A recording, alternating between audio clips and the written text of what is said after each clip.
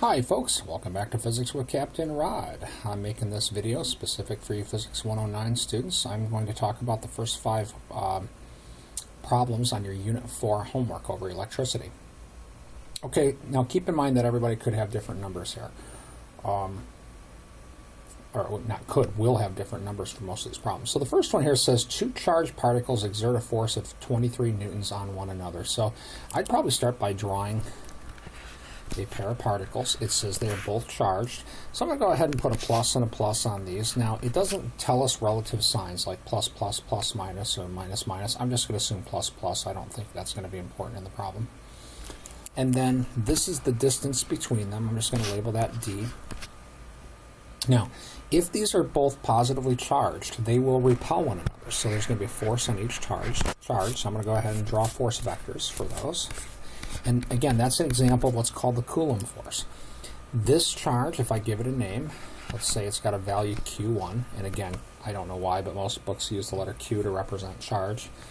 And then this one, let's say, has a charge Q2. It does not say they're the same, so that's why I've got a 1 and a 2. Coulombs Law is the law governing, or that tells us about this force. And Coulombs Law is that the magnitude of that force is going to equal K Q1 Q2 divided by the distance between them squared.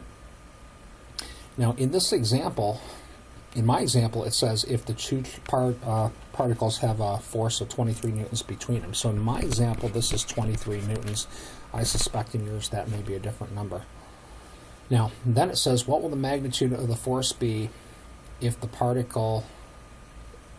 distance is reduced to 1/4 the original separation? So basically what they're saying is that, if we take these particles and we put them a lot closer together, so that the new distance is the old distance over 4. And if they're closer together, then this force is going to be a lot larger. So we maybe represent that with longer force vectors.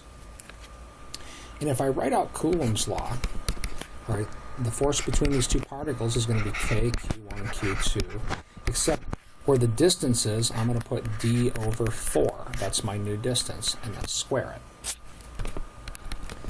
And if I take D over 4 and square it, I get D squared over 16. And remember the old saying about dividing by a fraction, that's the same as multiplying by its reciprocal. So this is going to equal I'm thinking about this for a minute here. D over 4. So this is going to equal 16 times K Q1 Q2 over D squared. Right, because we are dividing by a fraction, that'd be the same as multiplying by 16 over D squared. And this is what the other force was. Right? The original force is 23 newtons, so the new force is going to be 16 times that. Right? That's pretty much enough for number 1. Part B is worked very similar to that. I think I'm going to move on and talk about 2, 3, 4, and 5. I can come back and make another video about Part B if needed. Alright, so let's talk about number 2. Let's see. What would the separation be between 2 identical objects carrying a 2 Coulomb charge and the other another 2 Coulomb negative charge if the electrical force is 9 newtons? So they're talking about 2 charged particles. In my example, this one is plus 2 coulombs, the other one's minus 2 coulombs. The distance we do not know. The force between them is now an attractive force. I'm going to go ahead and draw force vectors on these things. And I'm just going to write out Coulomb's law because that's the law that tells us about the force between 2 charged particles. So in this example, they tell us the force between them is 9 newtons. Yours will probably be a different number. The K is the Coulomb constant, 9 times 10 to the 9th Newton meter squared per Coulomb squared. In this example, the 2 charges are the same, 2 coulombs and 2 coulombs. Oops. 2 coulombs. And then you would solve the resulting equation for D.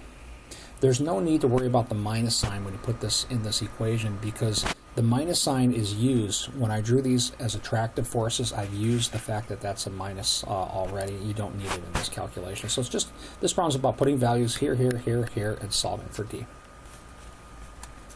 All right, let me talk about number 3. All right, it says a particle having a charge of 1.7 times 10 to the minus 6 coulombs experiences an upward force of 7 newtons when placed in a certain point in space. So in this picture, they tell us the charge value. In my example, it's 1.7 times 10 to the minus 6 coulombs. Yours probably will be a different number. It says there's an upward force of 7 newtons, so I'm going to put a force vector on this. And that's a 7 Newton force. And then it says, what is the electric field at that point? So this question is about electric fields. So quick little reminder about electric fields. Any sort of charge will create a field around it. The electric fields will point away from positive charges towards negative charges. And here's how the electric field magnitude is defined, right? It's equal to force per unit charge. So in this example, we have a charge, and there's some electric field acting on it, creating this force. So this would be the 7 newtons in this example, and this would be the charge in this example. In your problem, you'll probably get different numbers, but how you work it will be the same. So put your force up top, charge in the bottom, you're going to get a number with units of Newton per Coulomb, and that's the electric field strength. I like to think of the electric field strength, it's kind of like, you can kind of think of it as gravity for charged particles, essentially. So, you know, the electric field is very similar to the gravitational field.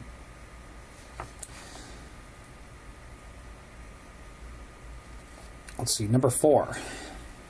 During 15 seconds of use, 340 Coulomb charge flows through a microwave oven. All right, so get a new picture. It says something about a microwave oven. I don't think that's important for the problem. The big thing is it says 340 coulombs of charge. Now, what that is that's a charge transfer, because it says flows through. So that's some sort of change in Q, or some sort of charge change. And they give us a time of delta T. And it says to compute the size of the electric current. So electric current is usually denoted with the letter I, and I'm sure you've probably watched a couple of videos that I've made about electric current, is charge per unit time, delta Q over delta T. So just take the charge they give you, divide by the time, you're going to get a number with units of Coulomb per second, or amps. Now, again, that was number 4. Number 5, pretty darn similar. It says, what is the current? So current, and again, most books use the letter I to represent current, is delta Q over delta T, meaning it's charge transfer per unit time. Just take the charge they give you. In my example, that's 212 coulombs. 212 coulombs. That C stands for coulombs, which is a unit of charge. And divide by the time they give you, and that'll give you the current. So I'm going to try to keep this video short. There's some suggestions on the first 5 here. I'll just make a separate one here for the next several problems. Have a great day.